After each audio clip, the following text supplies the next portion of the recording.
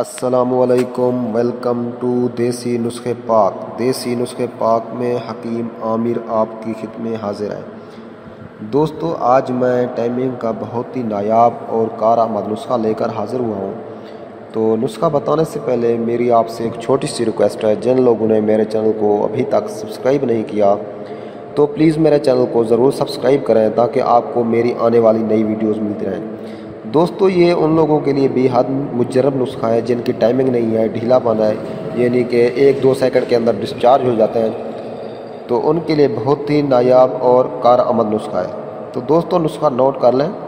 مغز بادام شیریں، مغز فندق، مغز چلگوزہ، مغز اخروٹ، مغز کدو، مغز کاہو، مخدر، ورق خیال ہر ایک 10 گرام، جوز بوا جاوتری ہر ایک 8 گرام، مشک امبر ہر ایک 1.5 گرام، ورق نکرا 30 عدد، 3 گنا شکر سفید میں قوام بنا لیں۔ یہ معجون شہد میں تیار کی جاتی ہے۔ خوراک وقت خاص سے 2 گھنٹہ پہلے 3 گرام دوا نیم گرم دودھ کے ساتھ استعمال کرائیں۔